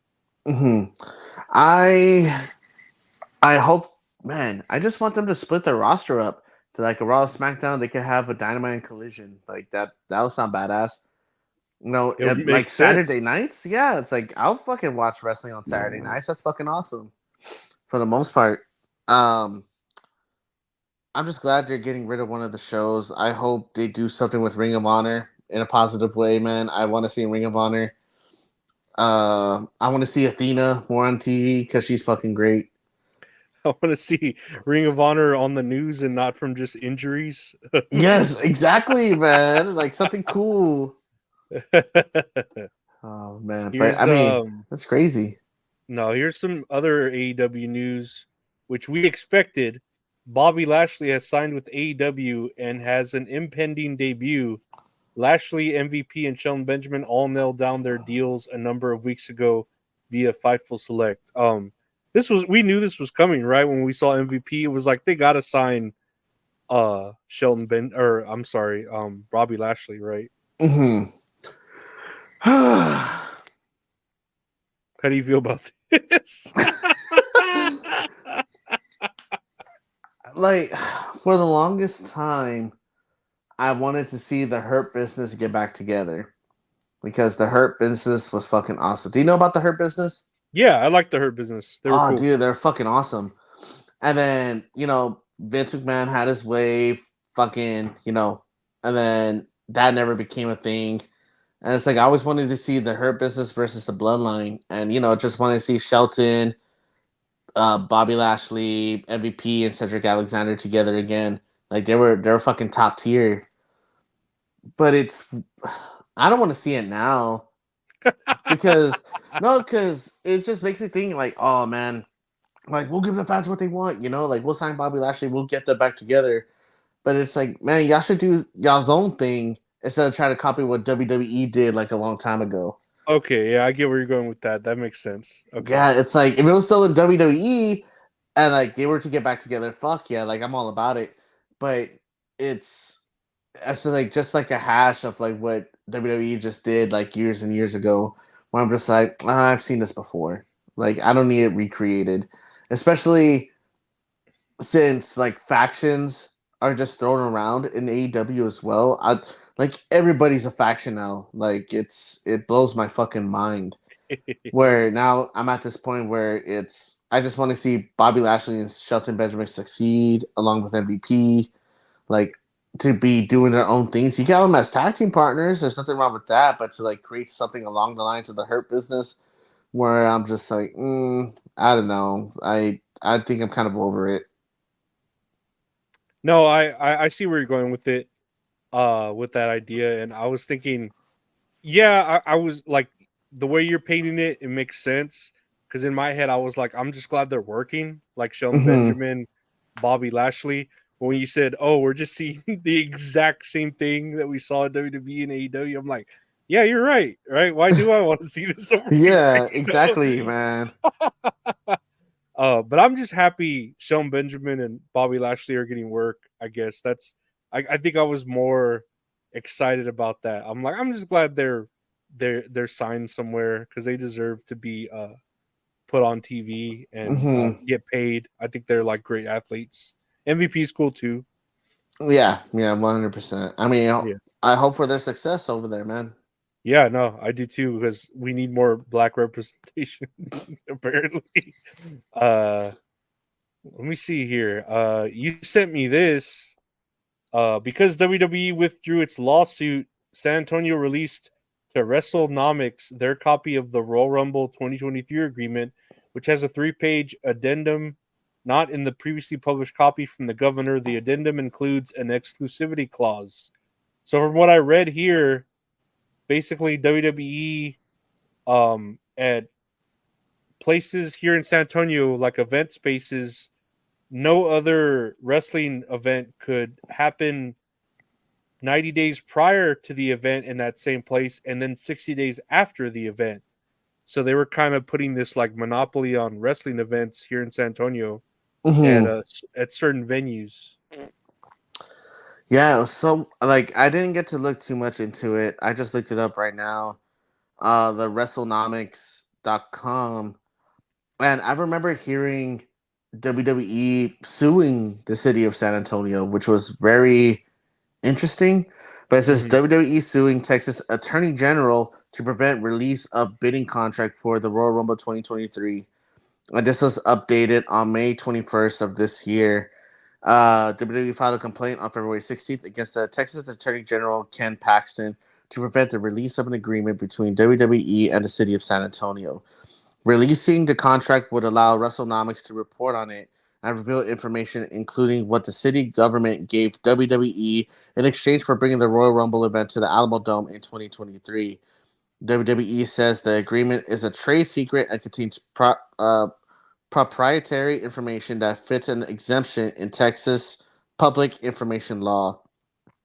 Various records were requested by WrestleNomics from the city of San Antonio following the Royal Rumble last year. That resulted in our reporting of the event's ticket sales, the announced attendance figures, as well as ticket sales of the 2017 Royal Rumble, which was also held in the same city. In April 2023, city officials were granted an exemption from the state attorney general's office, which allowed them to withhold the bidding contract. However, the attorney general revised the decision on January 17th of this year. The letter written by another attorney general, Michelle Garza, stated, quote, WWE has failed to provide specific factual evidence demonstrating the information at issue is confidential under Texas public information law. So I guess it was just to prevent them from saying specific info as far as like the actual numbers when it comes to like the attendance and ratings and shit like that. But I guess from this, everything else was released. It said somewhere, like you were saying, that other wrestling promotions couldn't be in the city like within a certain amount of time.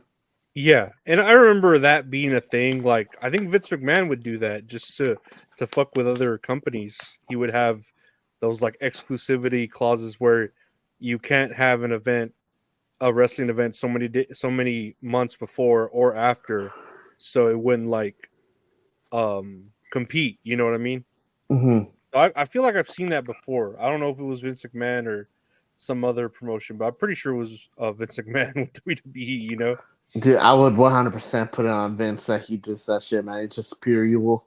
Yeah, no, but I mean, if they're paying extra for that exclusivity, and we sign on the dotted line, hey, it's money, for the city. I can't Fuck argue it. with that. Hey, I saw what I needed to see. That's all that matters. Good for them. Good for them. Speaking of WWE, Candice LeRae defeated Io Sky and was crowned as the first ever WWE Speed Women's Champion.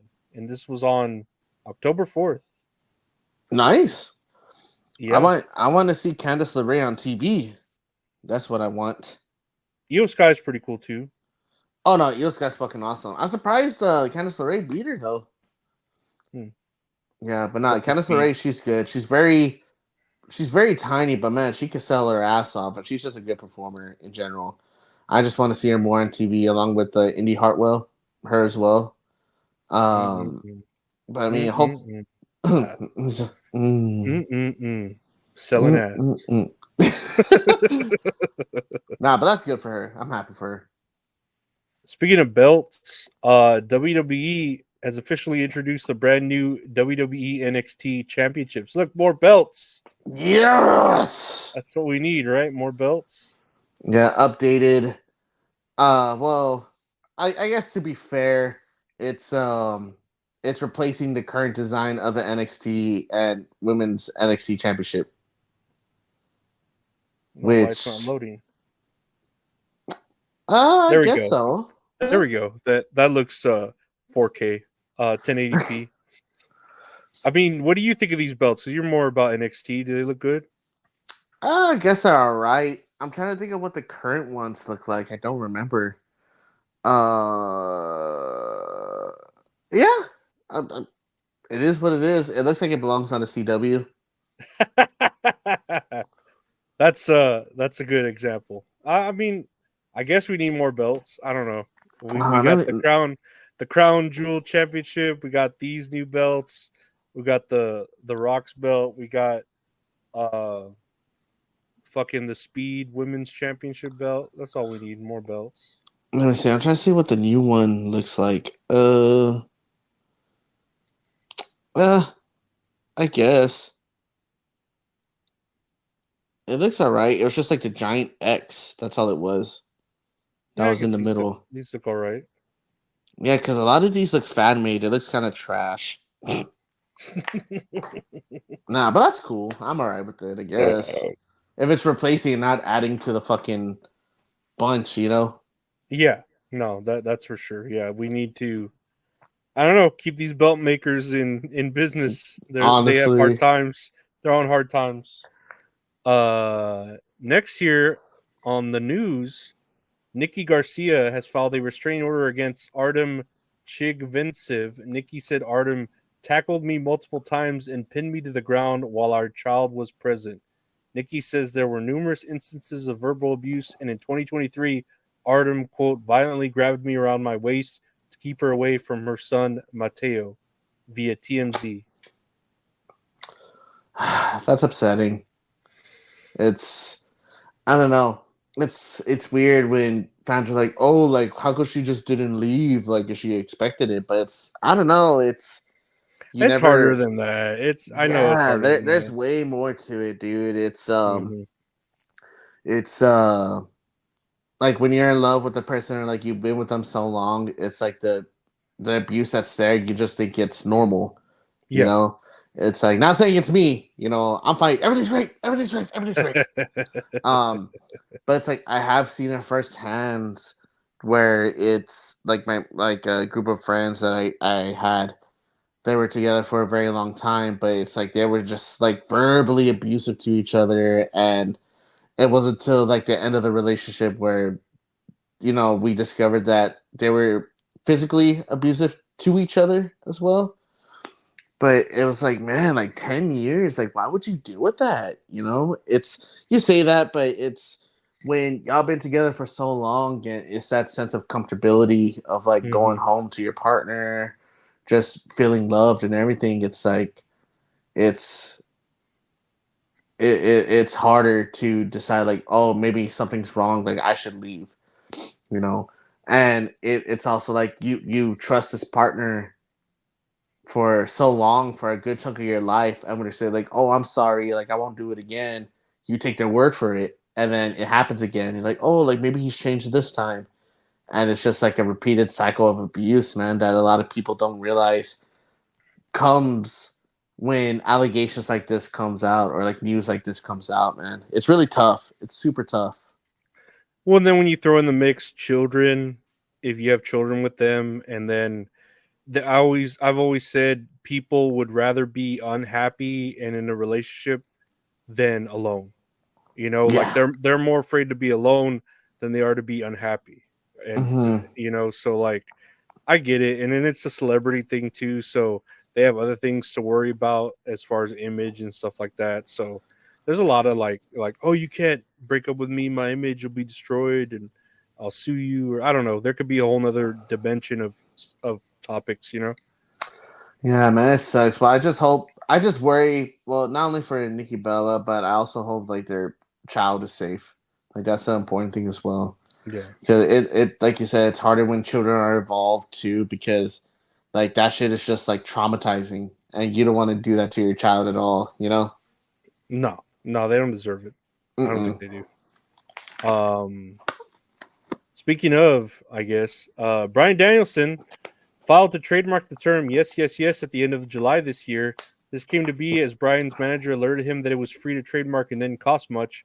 Following the application, Bryan stated that WWE sent him some form of a legal letter implying that he was, quote, infringing on this or whatever, despite it being free to trademark. As of around September 20th, the trademark filing was labeled as abandoned. WWE on September 30th has filed to trademark the term. What the fuck? That's so weird. So petty. Yeah, no, WWE's so fucked up. It's so weird, man. I don't get it. I love. I don't know why pettiness just cracks you up when it's like to this degree. You know, Uh-huh. I feel bad for him. You know, because he's Bryan Danielson. Like, you know, he's just one man doing his thing, and he was like, "All right, I won't," because you know, I might get sued, and then they end up trademarking it, and it's like it's really fucked Dude. up. But Oh man, I don't get it, man. I don't get it. But they got the money. They'll be okay. yeah, Yeah, they'll be all right. I think all of them will make it all right, make it out all right. Uh, Here's Rikishi commenting on what he thinks of Vince McMahon's legacy. Let's take a listen to Rikishi. oh no. What's our Rikishi take for the day? Let's see. What do you think Vince McMahon's legacy will be?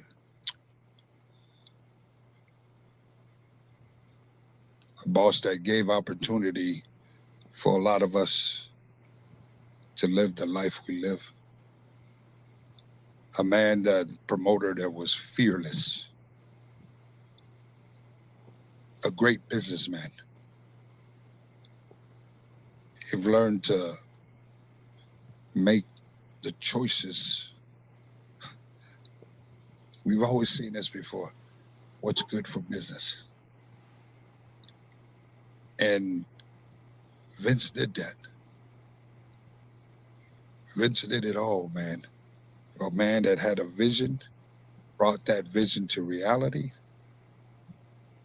didn't care what it took to make this thing happen. At the end of the day, really think about it. He did it for himself. But when you think about it, we all prosper from it. Every single student you see in that ring downstairs that is working hard, every single Hall of Famer, every single wrestler, past, present, and future. I want to thank Vince McMahon because he's a man that put it on for everybody. Big bank takes little banks. Yes, sir. So, Okay. Number 5, large. Number 6, extra dip. I mean, he's not wrong, but there's also these other kind of accusations going on that might tarnish that legacy, if anyone can recall. Dude, it's weird. He sounds fucking hypnotized, man. Oh my god, he sounds like he's reading like a eulogy or something. The way he's speaking, man. But he just sounds. I don't know, man. He sounds hypnotized. Like that's all I can say about it. It's like I okay, mean, he he's did just all this old shit for school, you. know? What's that? He's just old school, like Yeah. that's all the like. I saw the Vince McMahon documentary, and of course, everyone's like, "Well, what's his legacy?" And John Cena's like, "Well, he's like a father to me," and it's and then Stone Cold, Undertaker, Hulk Hogan, they all say the greatest booker that ever lived, blah blah blah. Like all those people that were in that whole era are gonna Mhm. say like he was the greatest. He gave us all opportunities, and like Mm, we can't forgive him for that. You know what I mean? Like, uh-huh. Yeah, so I but get it. I don't know, like when you mentioned those names though, those were the ones that made him the most money. So it's like, Yeah. of course, like they're gonna say something good about it. Hmm. But if you like with, I don't know, I'm trying to think of like other performers. But of course, like Undertaker, of course, John Cena, The Rock, Stone Cold, like they're gonna say Hulk Hogan, like they're gonna say good stuff about Vince McMahon because, like they made a lot of fucking money for him, definitely. Hmm. And but to like that's not gonna cover up the fact like he's a sexual predator and Yeah. like that he has all these other allegations for him. But it's like you said, like he's from a different generation, he's older, but he just sounds like he's fucking idolizing this man. And I understand like how that's gonna put a bad taste in people's mouths because of all the allegations going around, the lawsuit and everything else going around. And it's like I understand too that that's how he sees him. Like, he idolizes him because he was able to put food on his table. But it's like he's still a terrible human being. Like Yeah. I'm not gonna be able to put that past anything. It's like like you say with the Chris Benoit stuff. It's like, oh, Chris Benoit was one of the best wrestlers like probably out there, but that doesn't cover up the fact that he killed his family and then killed himself. Did the terrible things Nope. that he did. Nope. Yeah, It's very you cannot separate. You want to try to separate the art from the artist, but when it's that bad, I don't think it's you can. hard, man. It's I don't think you hard. can. I don't think you can. No. But that's Rikishi. He's got his opinions, his big old butt and opinions. I know, fucking. I guess he's legit talking out of his ass. Ayo. Kiss my ass. He's like, Uh, okay, I but did it for the lastly, Rock. I'm sorry. here, no, he did do it for The Rock. No, it's like that. Goosebumps. Lastly, here we got some botches, funny spots. Let's check it out. Let me see here. Let me reload this. What the fuck? This is Drew and CM Punk's bodies tomorrow morning after Bad God. Blood. If anyone's Damn. listening, it's just meat coming right off of a fucking bone. But it's like this guy is like a grill master and he's fucking taking a shit off with ease. It's like a turkey leg, like that's just gonna fall off right away. Oh, so fucking delicious. So Oh fucking man, good. I'm hungry now. What does this say here? You're next, boy. Goldberg to Gunther. Well, I don't know why I had this No. over here. I must have meant to put it somewhere else. No, let I me- hope not. Let me see here. I just saw a messy, disjointed, overwrought storyline, deficient, half-assed 2-hour plus 5-year anniversary episode of AEW Dynamite. Then I saw Joker 2. I swear to God, I can't tell the difference. Oh my And god. Tony Khan in the Dark Knight as the Mhm. Joker at the hospital. Dude, technology is kind of scary, man. Holy shit. That's fun. Oh my god. After AEW Fight Forever went well over budget and didn't turn profit, it's unlikely that AEW would look to have another game built from scratch. AEW owns the game engine used and can bring it over to a new developer if they wanted. A source said there are feelers out to some of the large developers in the space, including some obvious ones, to see what the interest in wrestling games are. they are doing their due diligence before any decisions is made. Do you think Fight Forever will live on? Before I continue on with my statement, I'm just letting you know, on PS5, WWE 2K24 is the free game of the month. Download it and play it. You'll have the fucking best time of your life, because this game right here is a piece of fucking shit. Man, dude, it sucks so bad, man. It was terrible. But they probably shouldn't even do a fighting game. They should do something like a light novel. Or like a turn-based fighting, a JRPG. An They should do some- RPG? Yeah. Yeah, dude, RPG where they do finishes to each other. Like, that'd be kind of cool to do. It's something different. Don't just stick with the regular wrestling game. Like, if they own the engine, fuck it, might as well go along with it. Like a GM simulator, like a manager, a sim manager. Hell yeah, man, this shit's fucking funny. Next year, here's Will Ospreay and Ricochet doing their back-to-back God. Hurricane Ranas, and then that spot where they both pin each other. Uh-huh. I don't know. It was a lot of gymnastics, I will say that. I know, man. This is like their match in 2016 that like broke the internet. Oh, Ricochet. We miss him. We miss I him know. in WWE. I know, me too. I hope he's doing okay. Well, actually, no. As it cuts off to him getting elbowed in the fucking face. It's time to play the game. Here's Triple H theme song with isolated vocals. Time to play the game.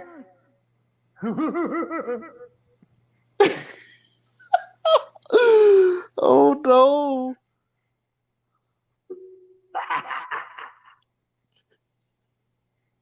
It's all about the game and how you play it. All about control. And if you can take it, it's all about your debt. And if you can pay it, it's all about pay. And who's gonna make it? I am the game. You don't want to play me. I am control. No way you can shake me. I am heavy debt. No way you can pay me. I am the pain, and I know you can't take me. Look over your shoulder, ready to run like a crazy bitch from a smoking gun. I am the game, and I may do. So move on out, or you can die like a fool. I don't know who you thought of Man, that. I feel like I should be mixing a fucking cauldron with a bunch of like fucking elixirs and shit. Yeah, it was weird. Yeah, that shit was fucked up, man. Holy shit. I didn't like that at all. Lastly here, let's see. I hope this isn't loud. Did I put the volume down? Oh yeah. Okay, here's Super McIntyre 64. Oh no.